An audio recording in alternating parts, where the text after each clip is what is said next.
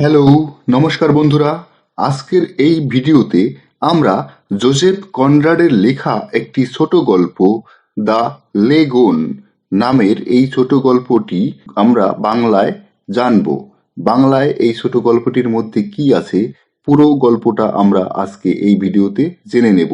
তো বন্ধুরা, গল্পের মধ্যে প্রবেশ করার আগে এই গল্প সম্বন্ধে সামান্য কিছু তথ্য আমাদের জেনে নিতে হবে গল্পটা ভালো করে বোঝার জন্য। তো চলুন শুরু করি। দ্য লেগুন 1896 সালে রচিত হয়েছিল এবং 1897 সালের জানুয়ারিতে দ্য কর্নহিল ম্যাগাজিনে প্রথম প্রকাশিত হয়েছিল। এই কাজটি কনরাডের টেলস অফ আর্নেস্ট নামক ছোট গল্পের বইয়ের প্রথম খণ্ডে প্রকাশিত বা সংগ্রহীত হয়েছিল। এই টেলস অফ আর্নেস্ট বইটি প্রকাশিত হয় 1898 সালে। জোসেফ কনরাডের এটি একটি মালায়ান গল্প। দ্য লেগুন গল্পটি 5500 শব্দে লেখা হয়। কনরাডের কথাসাহিত্যের সবচেয়ে ছোট কাজ এটি। কনরাড জানান যে এটি তার প্রিয় গল্প। একজন শ্বেতাঙ্গ ব্যক্তি তুয়ান তুয়ান হল লর্ড বা স্যার এর সমতুল্য। এই তুয়ান নামে একজন শ্বেতাঙ্গ ব্যক্তিকে সম্বোধন করা হয়েছে। এই মালয় ব্যক্তিটি এই শ্বেতাঙ্গ ব্যক্তিটি আরশাতের প্রত্যন্ত জঙ্গলে বাসভবনে ক্যানোতে করে আসে। আরশাদ আর এই শ্বেতাঙ্গ ব্যক্তি, এই দুজন ব্যক্তি আগেই কিছু আঞ্চলিক ষড়যন্ত্রে জড়িত ছিল। এই গল্পটার সেটিং হলো a recovered heart in a lagoon ghostly forest area which is surrounded by dense and deep Malayan. Conrad বলেন, it is the first short story I ever wrote.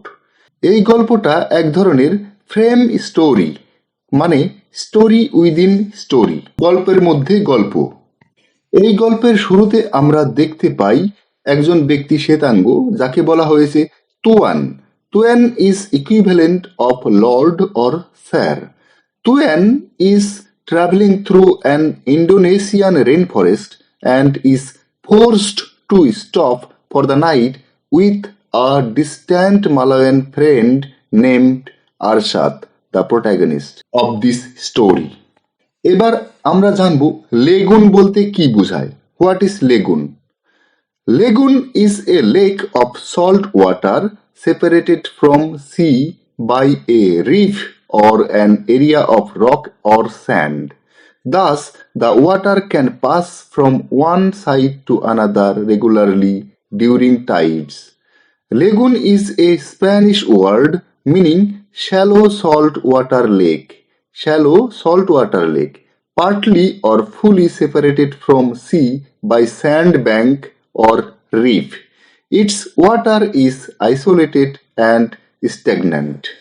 এই গল্পে যে চরিত্রগুলো আমরা পাবো সেগুলো হলো the white man, Arshad, Diamelen, Arshad's brother, the Juragan, oarsman, Raja, ইনসিমিডা, ওয়ারিয়ার্স।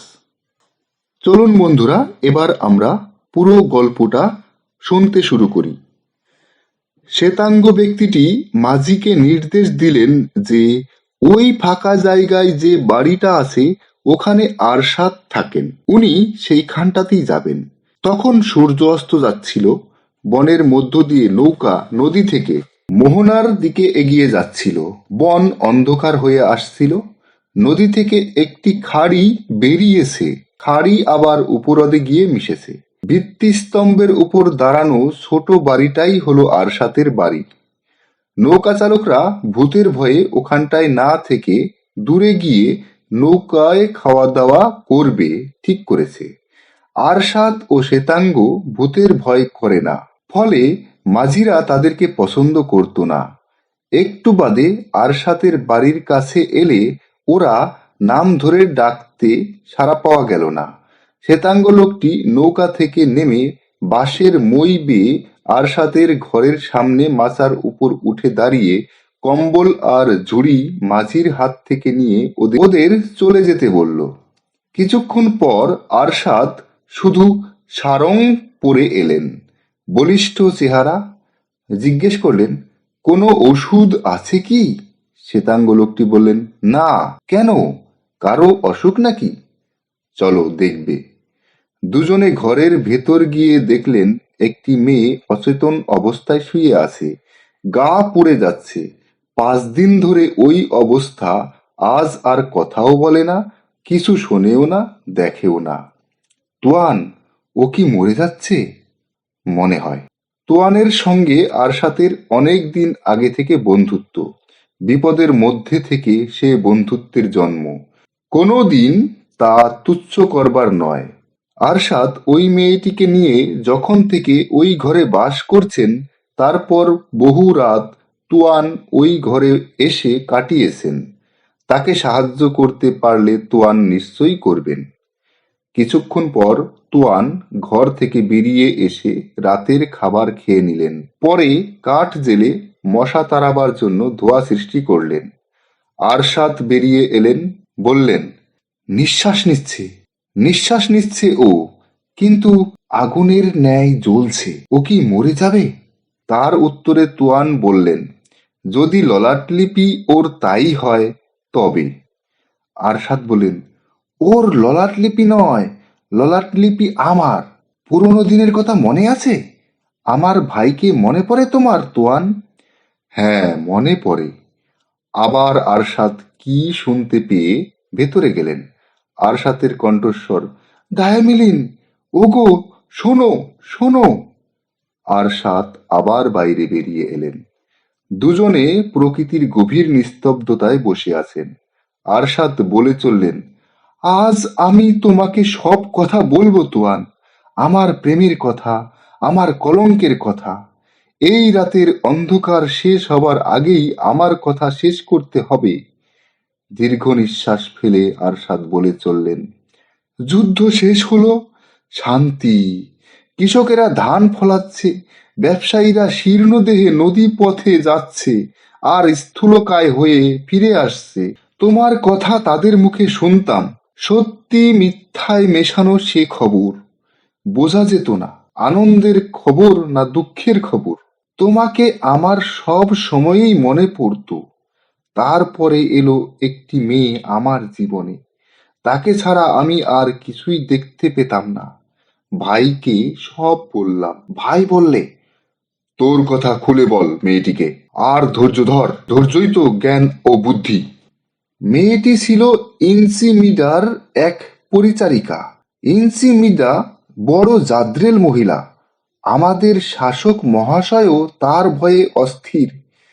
চুপি চুপি দেখা সাক্ষাৎ হতে লাগলো অন্ধকারে, জুই গাছের বেড়ার আড়ালে, দীর্ঘ তৃণগুচ্ছের দুপাশে দুজন থেকে। মেয়েরা কানাঘুষো করতে লাগলো, শত্রুরা নজর রাখতে লাগলো। একদিন রাতে মৎস্য অভিযান শুরু হলো। হাজারো লোক, হাজারো নৌকা, হাজারো মশাল। ভাই এসে বললে, আজই রাত্রিরে সব নৌকা বৃত্তাকারে জলের চারিদিকে দাঁড়িয়ে মাছকে তাড়িয়ে তাড়িয়ে জায়গা মতো নিয়ে আসছিল। আমি আর ভাই খসে পড়লাম, পিছিয়ে এসে মশাল জলে ডুবিয়ে দিলাম। তীব্র বেগে নৌকা ছুটল। একটা ফাঁকা জায়গায় মেয়েটি অপেক্ষা করছিল। ওকে তুলে নিলাম বুকের মধ্যে। তারপর নৌকায় বসিয়ে রেখে দুজনে জোরে বেগে নৌকো বাইতে লাগলাম। ভাইয়ের মতো অত জোরে কেউ নৌকা চালাতে পারতো না। ভোর হলো, নৌকো চলতে লাগলো। দুপুর হলো, রোদে পিঠ পুড়তে লাগলো। আমি আর পারছিলাম না, বিশ্রাম নিতে হলো। নৌকো থামিয়ে ভাত রান্না করা হলো। আমরা দু ভাই একটু চোখ বুজলাম। মেয়েটি রইল জেগে। হঠাৎ ওর চিৎকারে আমরা উঠে পড়লাম। রাজার নৌকো আসছে ছুটে, অনেক তার মাঝি। ভাই বলল, বনের পথ ধরে দুজনে ছুটে যাও, আমি বন্দুক দিয়ে ওদের রুখছি। বন শেষ হলে একটা বাড়ির কাছে নৌকা পাবে, ওতে পালিয়ে যেও। পরে এসে দুজনে মিলে শত্রুদের সঙ্গে লড়াই করা যাবে। মুখোমুখি হয়ে লড়াই করব। ভাই রইল। বনের পথ ধরে দুজনে ছুটে চললাম। বনের শেষে একটি নৌকা উল্টানো অবস্থায় দেখতে পেলাম। একটা লোক নেমে আসতেই তাকে এমন ঘা দিলাম যে সে চুপ মেরে গেল। আমি আর মেয়েটি দুজনে নৌকো ঠেলে জলে আনলাম। দূরে বন্দুকের আওয়াজ শুনলাম। একবার, দুবার, তিনবার। শেষ গুলিটি ছোড়া শেষ হয়ে গেছে। শত্রুরা ভাইয়ের দিকে এগিয়ে আসছিল। ভাই বলল, আমি আসছি। কিন্তু শত্রুরা আরো কাছে এলো ওর। মার মার, কাট কাট রবে। ও পড়ে গেল। আমার নাম ধরে ডাকলো, একবার, দুবার, তিনবার। মেয়েটি আমার দিকে তাকালো। আমি বললাম, চলো, বৈঠে ধরো। বৈঠে ধরে দুজন নৌকা চালাতে লাগলাম। ভাইয়ের ডাক শুনে আমি যাইনি। মৃত্যু পথযাত্রী ভাইয়ের শেষ ডাক শুনেও আমি তার কাছে যাইনি। আমি চেয়েছিলাম এমন জগতে যেতে যেখানে মৃত্যু নেই। তোয়ান, ভাইকে যে আমি খুব ভালোবাসতাম। আমরা সবাই আমাদের ভাইদের ভালোবাসি। কিছুক্ষণ পরেই একটা শব্দ এলো ঘর থেকে। আরশাদ ভেতরে গেল। একটা আর্তনাদ, একটা জোরে দীর্ঘশ্বাস শোনা গেল। আরশাদ বেরিয়ে এসে বলল, ও আর জ্বলছে না, পুড়ছে না। ডায়মেলিন মরে গেল। আমি আর কিছুই দেখতে পাচ্ছি নে, আর কিছুই নেই। শ্বেতাঙ্গ তার নৌকোর দিকে হাত দেখিয়ে ডাকলেন। তিনি যাবেন বলে উঠে দাঁড়ালেন। তুমি যদি আসতে চাও সঙ্গে, আমি সারা সকাল তোমার জন্য দেরি করব। না না তোয়ান, এ ঘরে আর খাওয়া শোয়া আমার হবে না। আমি বেরোবো। ভাইয়ের হত্যাকারীদের ধরে ধরে আমি মারব। কিন্তু সে যে মরে গেল, সব যে অন্ধকার। শ্বেতাঙ্গ উঠলেন। নৌকো এসে গেছে তার। নৌকোর পেছনে দাঁড়িয়ে আছেন আরশাদ। মেঘমুক্ত দিনের ওপারে ভ্রান্তিময় জগতের অন্ধকারের দিকে নিশ্চল দাঁড়িয়ে স্থির দৃষ্টিতে তাকিয়ে আছেন। গল্পটা শেষ হচ্ছে এইভাবে। Arshad's eyes wandered slowly, then stared at the rising sun. I can see nothing, he said half aloud to himself. Before the sampan passed out of the lagoon into the creek, he lifted his eyes. Arshad had not moved. He stood lonely in the searching sunshine, and he looked beyond the great light of a cloudless day into the darkness of a world of illusions. গল্পের শেষের দিকে আমরা দেখতে পারি যে প্রতীকীভাবে সূর্য উদিত হয় এবং ডায়ামেলিন মারা যায়। জীবনের সূর্য নিভে যায়। ডায়ামেলিনের মৃত্যুর সাথে আরশাদের এই জগতে আর কিছুই নেই, কারণ সে তার ভাই এবং স্ত্রীকে হারিয়েছে। এখন তার হারানোর আর অন্য কিছুই নেই। সে প্রকৃতই এখন একজন স্বাধীন মানুষ। এই গল্পটি প্রতীক এবং বৈপরীত্যে পূর্ণ। যেমন অন্ধকার আলো, কালো সাদা, সূর্যোদয় সূর্যাস্ত, জল আগুন এবং চলাচল ও স্থিরতা। আরশাদ যে জায়গায় থাকে সেই ক্লিয়ারিংটা নড়ে না, কিন্তু ক্লিয়ারিং এর বাইরের সবকিছুই নড়াচড়া করছে দেখা যাচ্ছে। গল্পের শুরুতে আরশাদের ভাই আরশাদকে বলে যে আরশাদ একজন অর্ধ মানুষ, কারণ ডায়ামেলিনের কাছে সে তার হৃদয়কে সঁপে দিয়েছে।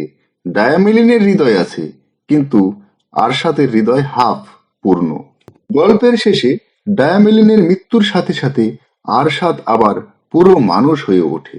গল্পের শেষে গতি বা মোশন বা স্পিরিট আরশাদের ক্লিয়ারিং এ প্রবেশ করে। গল্পে অন্ধকার অজ্ঞতা ও অস্বীকারের প্রতিনিধিত্ব করে। এই গল্পের ইনসিমিডা যে চরিত্র যার কথা উল্লেখ করা হয়েছে, সেই ইনসিমিডা কে সেটা একটু জেনে নিই। ইনসিমিডা is possibly mother or aunt of the ruler of the land. Diamelin was her attendant or maid. Arshad and his brother also served this lady Insimida. ধন্যবাদ বন্ধুরা এই ছোট গল্পটি শেষ পর্যন্ত শোনার জন্য। ধন্যবাদ।